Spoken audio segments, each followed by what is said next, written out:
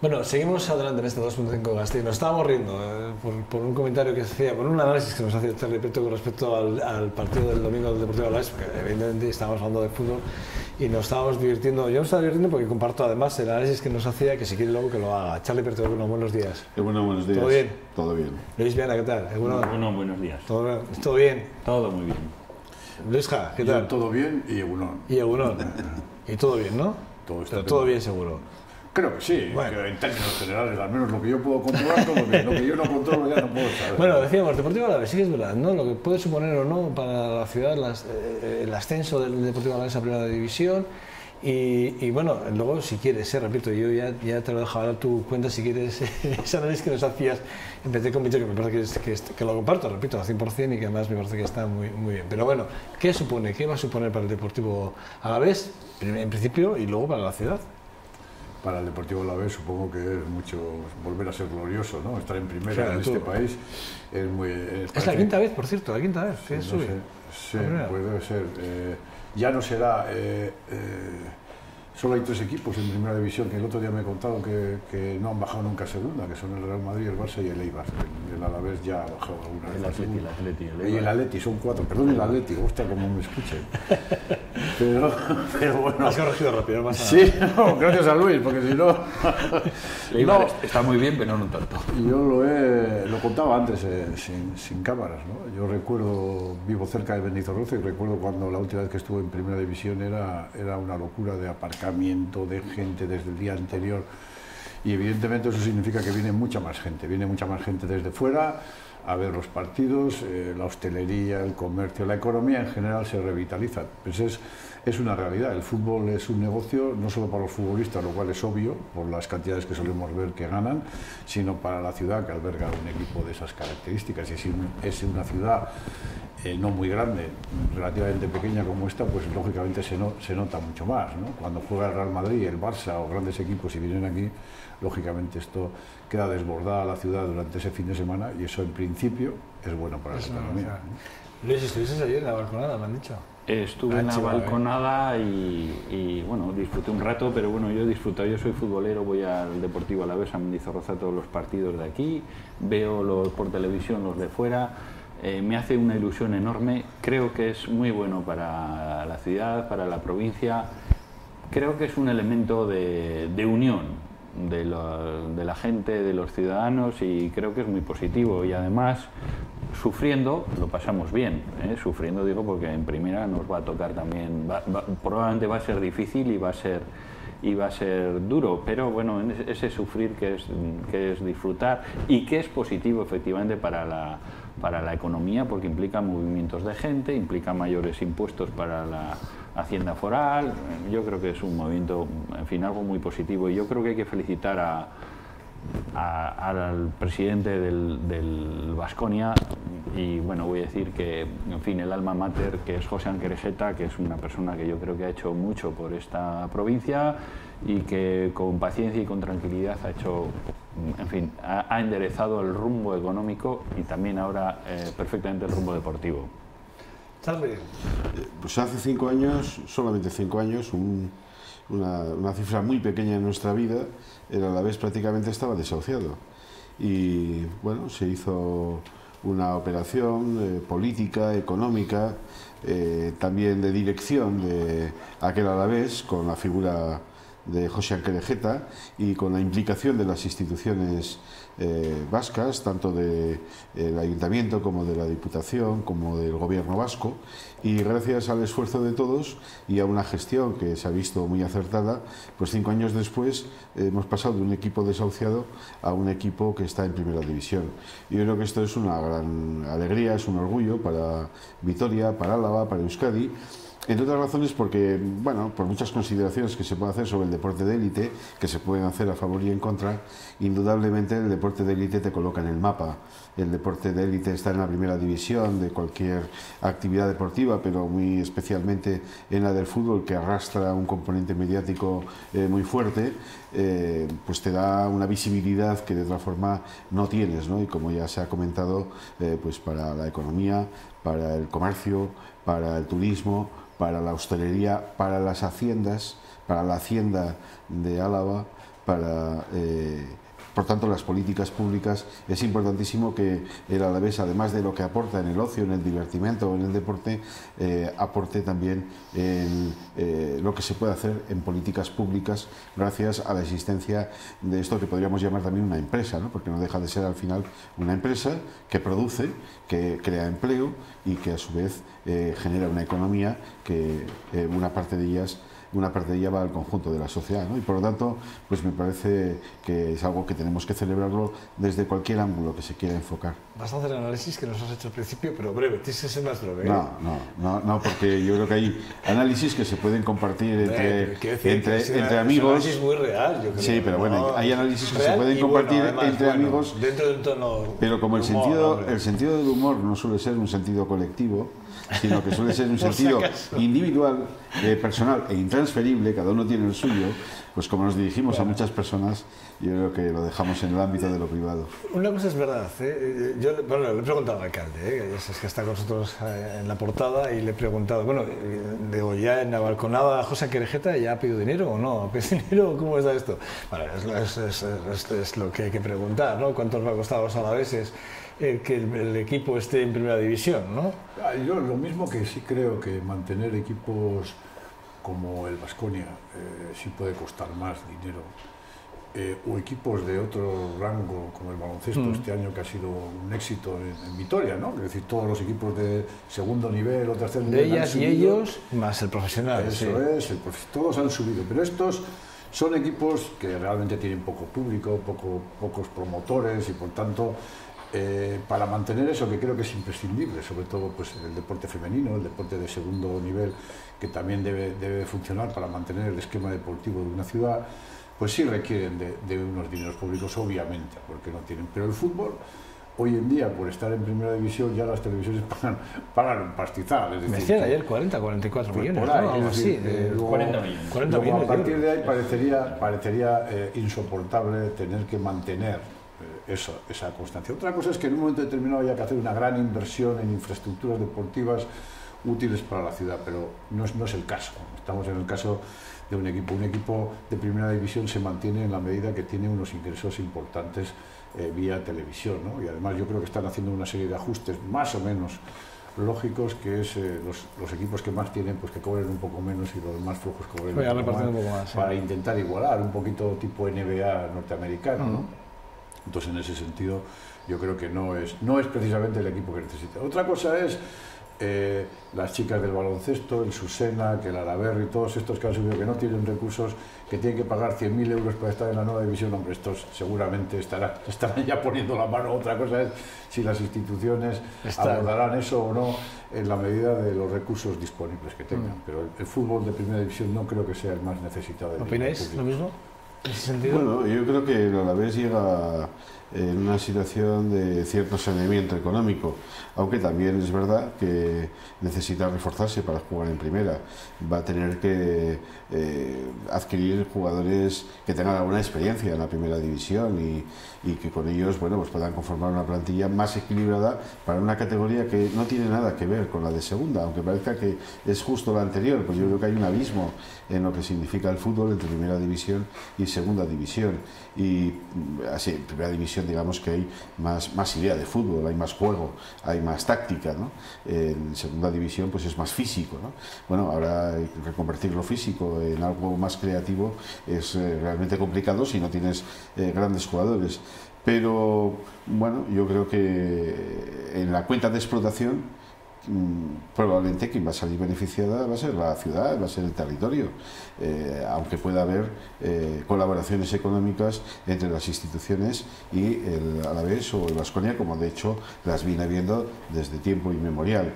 En cierta ocasión yo recuerdo que cuando había mucha polémica, no fue en este caso con el Alavés sino con Baskonia, el club presentó una cuenta de explotación, y en esa cuenta de explotación que hizo pública a través de los medios señaló cuál era la aportación que hacían económicamente al territorio y también cuál era la aportación de creación de empleo, y yo creo que las cifras desmentían y ponían en su sitio pues muchos bulos que sobre esto había circulado, ¿no? Da la impresión de que el deporte de élite en este territorio, no sé en otros lugares, pero en este territorio se lleva ingentes cantidades de dinero de lo público, y la verdad es que no es así. Ha habido momentos en los que ha habido que echar una mano, y una mano muy contundente para poder sanear ciertas cosas, pero yo creo que hay mucho equilibrio y que hay una gran aportación de este tipo de clubes a lo que es la actividad económica del territorio.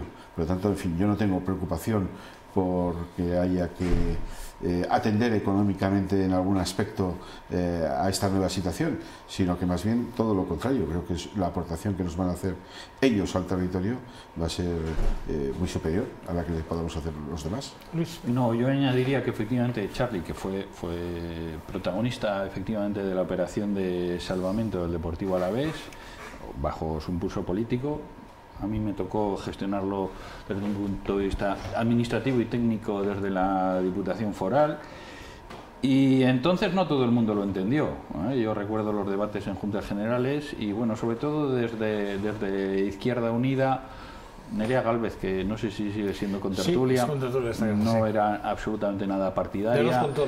Si ahora estuviera Podemos, que entonces no estaba, estoy seguro que estaría probablemente en la misma línea.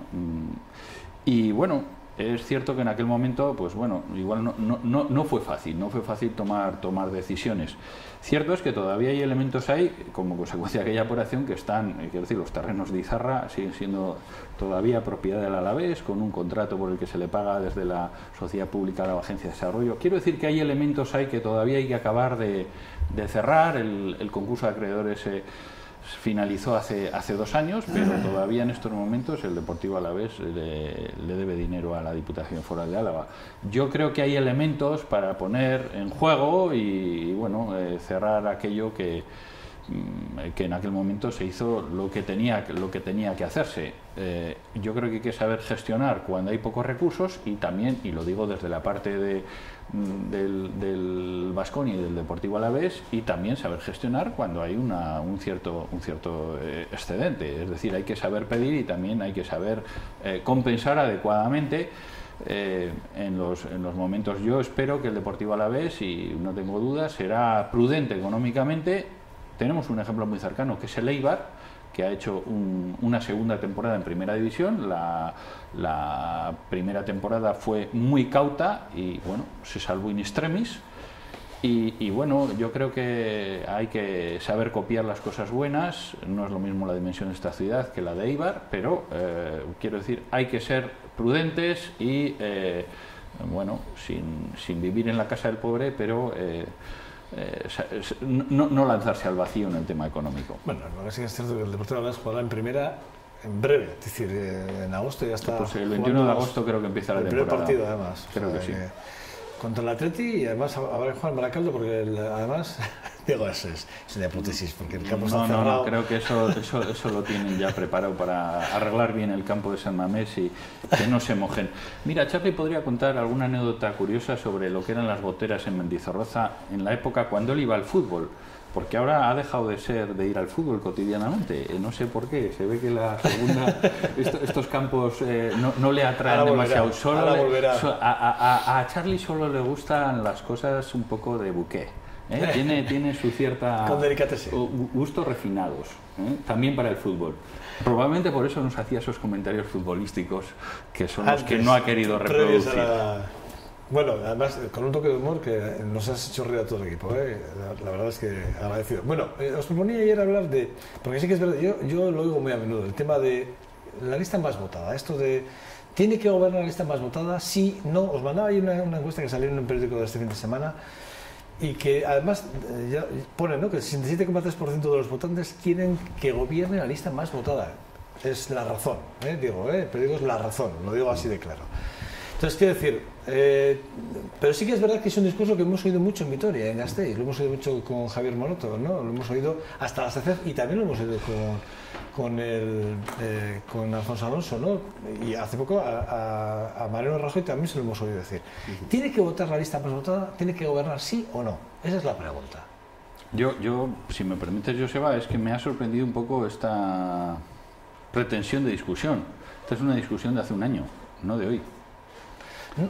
No, pero no, te lo digo, este dato lo saco porque Rajoy este fin de semana lo ha vuelto a decir en su discurso. Pero, yo me enfadé mucho porque lo voy a ver y además como el dato, yo creo que no está apostando por lo de que dejen gobernar a la lista más votada. Está apostando por otra cosa, que es la, que a mí me sorprende, la coalición. Que es un mensaje que hemos oído en Vitoria mucho a Javier Maroto y que Javier Maroto aparece en Madrid y ahora estamos escuchando, al presidente del gobierno. Yo no sabía ido nunca al presidente del gobierno. A ver, este discurso, esta idea estaba en una situación anterior cuando no había una constatación de un fraccionamiento del número de escaños o el reparto de escaños que hay actualmente, y si nos referimos al Congreso de los Diputados, no se puede pensar, y al revés, el discurso de Mariano Rajoy no está yendo, dice, no, a mí apoyarme y que no está yendo por ahí. Ha hecho una defensa y dice, oiga, aquí hay que gobernar en coalición, y el discurso va por ahí. Y esa encuesta de La Razón es de hace un año, es justo tras las elecciones municipales y autonómicas de hace un año. Entonces, yo creo que estamos viviendo una vorágine de tesis políticas y, por lo tanto, yo no creo que esa expresión ahora, yo creo que no la está defendiendo. Dejar la lista... No, la lista más... Luis, este fin de semana, perdóname, no solo, es que me está acordando ahora, el número 3 ahora, creo que es del Partido Popular, volví a defender otra vez, Cospedal también este fin de semana, Rajoy este fin de semana, y los tres han dicho lo mismo, quieren que se respete la lista más votada. No, porque yo no creo que ese sea el mensaje actual, yo no coincido, no sé quién es ese 3 del Partido Popular que lo ha podido decir, pero en concreto el titular que tú nos has enviado es del 30 de mayo de 2015, de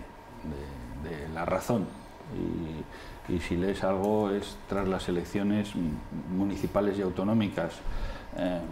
Yo no creo que ese es el mensaje que se está transmitiendo, al revés, se está transmitiendo que debe haber gobiernos con respaldo parlamentario suficiente. Es decir, que lo que no podemos hacer, y ahora voy a poner una comparación, es hacer precisamente lo que se hizo en Vitoria. Es, yo coloco un alcalde y ahí le dejo, y algunos dicen, mira, le coloco y a ver si le puedo... voy a decir, manejar o debilitarle luego a posteriori, porque yo me estoy preparando para el siguiente estadio. No se puede en estos momentos gobernar con minorías, porque las minorías, bueno, yo creo que está acreditado que provocan debilidad en los gobiernos, no se toman las decisiones adecuadas, y yo creo que eso la ciudadanía está pidiendo, oiga, únanse, pacten en el sentido que fuese. Unos querrán los pactos que más son cercanos a sus ideologías políticas, pero no están pensando, oiga, que haya gobierno como sea. No, como sea no. Que haya gobierno con una mayoría suficiente para poder adoptar decisiones de gobierno y las decisiones parlamentarias correspondientes. Esa es por lo menos mi teoría, o lo que yo percibo. Si la pregunta es, como teoría política, ¿sería razonable que pudiera gobernar la lista más votada? Bueno, pues puede ser una teoría a debatir sobre ella e incluso a posicionarse, porque lo que se está demostrando en la práctica política, y lo que pasa que quizás ahora está muy a flor de piel con la situación de no gobernabilidad que hay en España, es... bueno, cómo resolver un problema después de unas elecciones de la forma más rápida posible, para que no haya un vacío de gobierno entre las elecciones y la constitución del nuevo gobierno.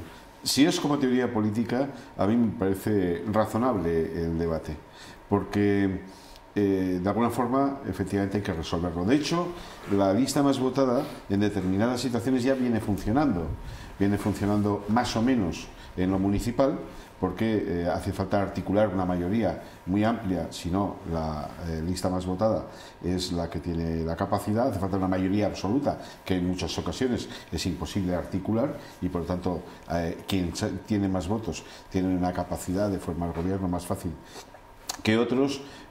Ocurre también en otro tipo de instituciones, pero es cierto que no es una regla que esté establecida, entre otras cosas porque nuestro sistema parlamentario lo que hace es, por un lado, dar la soberanía del voto para elegir a sus representantes a la ciudadanía, pero después compone las cámaras con el resultado de esas elecciones y son las cámaras las que tienen que determinar el que haya una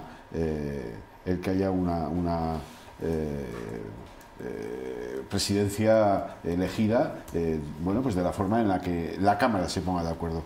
Esto nos llevaría probablemente al sistema de las dos vueltas, ¿no? Una primera vuelta y una segunda vuelta, en la que ya en la segunda, pues la ciudadanía ha decidido más o menos quién tiene que ser presidente de la institución correspondiente. Bueno, a mí como teoría política no me parece mal. Ahora, no es lo que está funcionando en estos momentos. Y además hay que decir una cosa, para que también los debates se hagan con la limpieza que merece. No hay nadie de los que estamos sentados en esta mesa, ni de los que no están sentados en esta mesa, pero que puedan representar opciones políticas de una determinada entidad, que no haya hecho pactos y acuerdos para cargarse en determinadas instituciones a la lista más votada. Porque, claro, al final cuando tú compones un parlamento, cuando tú compones una institución, bueno, pues hay un objetivo político de desarrollar una política, y esa política te lleva a una política de alianzas. Hoy la política de alianzas no está en manos de la ciudadanía, hoy la política de alianzas está en manos de los representantes públicos que llegan a las instituciones, y este es nuestro juego democrático. Es un juego democrático que, por cierto, yo creo que ha dado buenos resultados y ha dado prácticamente estabilidad de gobierno en todas las instituciones a lo largo ya casi de 40 años, con lo cual no es un mal sistema. Lo que pasa es que aquí, como lo último que ocurre, pasa como en los pueblos, ¿no? En los pueblos pequeños, que como no hay, parece, en los pueblos pequeños hay una justificación, como no hay mucha vida social, pues el acontecimiento que ocurre, sea del tipo que sea, es lo que llena la opinión pública y la opinión publicada. Aquí, bueno, que tenemos en el panorama del país, tenemos muchas cosas de las que hablar, pero se habla muchísimo de esto, ¿no? Y parece que no hay otro motivo de atención que cómo se compone el gobierno. Cierto que estamos ante un atasco y que es una preocupación evidente, pero en una coyuntura, es muy coyuntural, es muy de estos meses, no es de la historia política de este país. En la historia política de este país hay un asentamiento y hay una capacidad para conformar gobiernos importante. Cierto también que es que en el último tiempo el panorama político, el mapa político se ha ido modificando, pero bueno, tampoco se ha modificado tanto. Este mapa político en Euskadi, por ejemplo, ya existía, y en algunas otras comunidades autónomas también. En España se jugaba mucho la política a dos, pero en Cataluña, en Euskadi y en otros sitios ya se venía jugando a cuatro, más o menos, y tenemos experiencia de cómo resolver esos asuntos. Es Fernando Martínez Maillo quien lo ha dicho. El día 20 de mayo lo dijo en El Mundo, sale en la Gaceta, Rajoy también lo vuelve a decir en la Gaceta, pero Maillo era el número 2 al que me refería, ¿vale? Te digo, los mensajes están ahí constantemente. Lo dijeron también. No, este fin de semana. Y antes del 20 de diciembre también lo dijeron. No, pero bueno, las del 20 de diciembre están ahí. Pero sigue siendo. El debate es un debate. Bueno, lo que pasa es que es un debate perverso, porque luego cuando resulta que el partido que lo dice es el perdedor, pero forma un pacto que gana el que había ganado, pues entonces es válido. Quiero decir, sí es un debate interesante, pero es un debate que no tiene ningún sentido más allá de intentar vender ante la opinión pública la necesidad de que se cuente con ellos forzosamente con el que ha ganado, ¿no? Con la lista más votada. Si los demás conjugan una mayoría, el sistema parlamentario de este país dice que es la mayoría parlamentaria la que suma los votos y se acabó. Y la mayor legitimidad de quien ha sacado más votos ni siquiera es mayor legitimidad, es mayor cantidad de votos y por tanto los demás tienen que sumar. Sí es bastante razonable que ante además la previsión electoral por las encuestas de que tampoco va a haber ninguna mayoría absoluta y que va a parecerse todo esto el 26 de junio bastante al 20 de diciembre, bastante, con algún pequeño matiz, pues ante esa sensación ya van preparando, todo el mundo va preparando un terreno ante el futuro que le viene, que es decir, el 20 de diciembre terminamos de una manera, fuimos incapaces de ponernos de acuerdo, el 26 de junio va a salir una foto muy similar a la del 20 de diciembre y vamos a tener que hacer algo sí o sí. ¿Por qué vamos a hacerlo el 26 de junio y no fuimos capaces de hacerlo el 20 de diciembre? Bueno, pues entonces a partir de ahí ya está cada uno recolocándose en uno, yo voy a hacer el sorpaso al otro y yo voy a liderar la parte de la izquierda. El otro no me van a dar el sorpaso, yo voy a liderar ese otro. El otro, yo voy a ganar y por tanto soy el legitimado para tal. El cuarto, el Liza, dice yo con ese no, con ese a lo mejor sí. Se están preparando todo el terreno porque saben que un poco más o menos el resultado se va a parecer mucho al del 20 de diciembre y esta vez no les queda otra que llegar a un acuerdo. No pueden forzar unas terceras elecciones porque este país se borra. Entonces, ahora, por la misma regla de tres, van a llegar a un acuerdo y también mucha gente les dirá, ¿y hemos perdido todos estos 6 meses cuando lo podíais haber hecho antes? Pues la política tiene esas cosas. A veces el peso de la presión obliga a hacer cosas que sin ese peso no se hacen. De todas formas, una cosa en defensa del sistema actual, porque el sistema actual tiene una parte de fortaleza, una parte positiva, que la coyuntura no debe de despistarla, y es que al tener que formarse las mayorías en las cámaras, eso significa también estabilidad. Puede costar a veces conformar una mayoría y puede haber alguna situación en la que se permita que una mayoría forme gobierno y que sin embargo no tenga estabilidad, pero en general, cuando se permite que en una Cámara donde no ha habido una mayoría absoluta, porque entonces ya estaría resuelto todo, la mayoría absoluta gobierna, pero cuando no hay mayoría absoluta, cuando hay una mayoría simple, que esa mayoría simple, en el caso de que lidere, pueda liderar o que haya una alternativa que lo haga, exige un acuerdo político. Y ese acuerdo político normalmente no es solo un acuerdo institucional, sino que es un acuerdo también programático. Y eso es lo que le da estabilidad. Es decir, lo importante cuando se conforma un gobierno en cualquier institución es que pueda funcionar, lo decía antes Luis Viana, no se trata de formar gobierno a cualquier precio, sino que se trata de que el gobierno luego pueda tener un rodaje y que pueda servir a lo que realmente es su función. Y esto se hace por este sistema que nosotros tenemos. Hay otros lugares donde efectivamente la segunda vuelta te puede permitir, con una mayoría de votos pequeña en relación con la población, gobernar, pero sin embargo estar en una precariedad y una debilidad política extraordinaria, que cada vez que tomas una decisión tienes a toda la Cámara en contra y además a veces incluso a toda la ciudadanía o a buena parte de la ciudadanía. Por lo tanto, yo creo que nuestro sistema tiene potencialidades y lo que me gustaría, que en este país somos cuidados a que lo último que pasa es lo que parece que tiene importancia y lo que hay que resolver de manera urgente, ¿no? Yo creo que en política hay que ver las cosas con una cierta perspectiva y nuestro sistema ha tenido grandes dosis de inteligencia y de pragmatismo a lo largo de estos 40 años. Por lo tanto, bueno, más allá de esta coyuntura un poco complicada, yo creo que no hay que perder de vista que nos ha funcionado. No, yo también insistiría en que a veces los tópicos o las primeras impresiones o expresiones hay que rascarlas y hay que ver qué hay detrás de todo eso. Entonces yo coincido que son necesarios acuerdos. A Luis Javier Tellería sí le diría que él, yo creo que habla siempre con una cierta distancia respecto a lo que pasa en Madrid, esos que no se arreglan, etcétera, tal.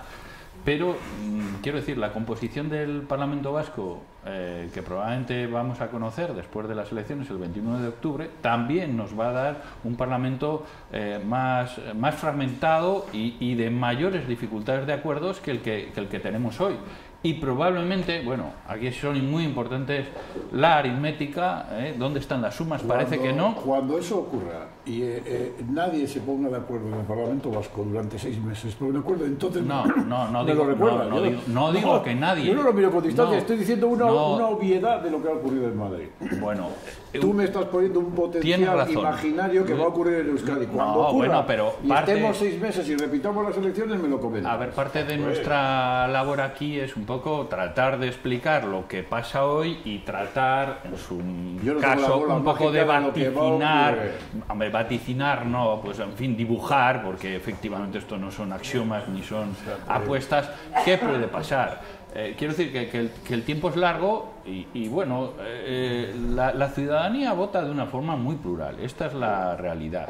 Y probablemente lo que la ciudadanía exige a los partidos políticos es que una vez que obtengan esos resultados se sienten y bueno, sepan ceder lo suficiente sin perder los principios. Y ese es el gran reto de los partidos políticos y de los líderes políticos. Y esto está sucediendo en España y va a suceder también en el País Vasco.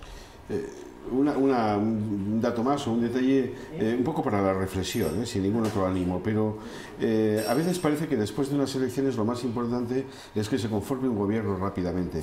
Obviamente las elecciones se hacen para eso y se hace para que se despliegue con ese gobierno una política de interés para los ciudadanos, pero no es menos cierto que ha habido ocasiones en las que se han conformado gobiernos inmediatamente después de las elecciones y han tardado en arrancar un año, porque no han conseguido una mayoría para aprobar unos presupuestos, porque no han conseguido una mayoría para aprobar una sola ley, porque no han podido hacer absolutamente nada porque sus posturas políticas estaban alejadas de la mayoría de la Cámara, y aunque esa minoría simple les permitió hacer gobierno, sin embargo no pudieron gobernar hasta que entraron en una senda de pacto y de entendimiento político. Eso lo hemos vivido aquí y se ha vivido en otras instituciones y en otras comunidades. Por lo tanto, formar un gobierno no es un fin en sí mismo, es un medio para desplegar una política, y si tú puedes hacer gobierno pero no puedes desplegar política, prácticamente estás en la misma situación. Yo planteaba la pregunta y también iba un poco a lo que ha dicho Luis al principio, un poco cómo chirría a veces ciertas expresiones de las cosas comentadas, ¿no? El pacto de perdedores, ¿no?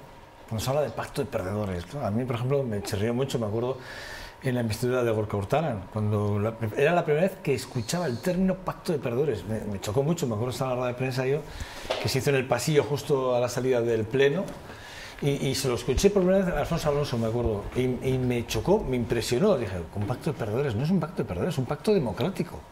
Yo dije, esto no se puede. O sea, perdedores, ¿por qué perdedores? ¿Quién ha perdido aquí? Aquí pues, ganamos los ciudadanos, ¿no? Si pensaba yo, ¿no? Explicar esa expresión, yo creo que cuando quedas 9, 6, 5, 4, primero, el que sale elegido es el tercero, el que tiene 5. Ahora entra en el gobierno el que tiene 4. El que sacó 9 está fuera en la oposición. El que sacó 6 está con la caña preparada, el que quedó el segundo. Hombre, pues yo no me parece pero no que es un sea, pacto democrático, no es un pacto democrático, no es de perdedores. Pero de perdedores no significa que no sea democrático. A mí me parece muy despectivo, me parece una cosa, una expresión. Es que es despectivo es políticamente. Que me parece que es muy duro, es que tiene un sentido despectivo, pero no dice lo que tú estás diciendo, dice, es un pacto antidemocrático, no, es un pacto de perdedores. Pues sí, dice, oiga, ¿quién ha ganado? Pues ha ganado este que ha sacado 9, el siguiente 6, el siguiente 5, el siguiente 4 y los otros 2 y 1. Rápidamente, pues, venga. Y además ahora se incorporó, pero quiero recordar que el Partido Socialista no le votó a Gorka Urtaran. Es que cogiendo ese ejemplo, más allá de la expresión y de cómo cada uno lo quiere interpretar, el valor que le dé, claro, se puede ganar unas elecciones y luego no tener capacidad de sumar para poder conformar políticas.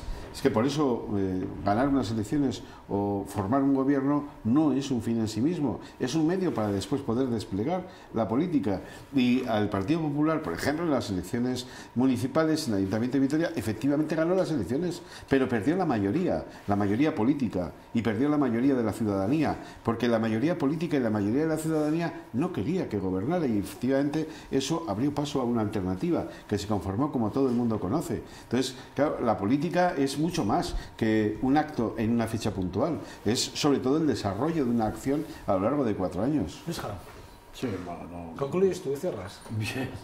No es nunca un pacto de perdedores, es un pacto político, porque hay que conformar, hay que afirmar que las elecciones democráticas en este país son la elección de parlamentarios, de concejales de diferentes partidos.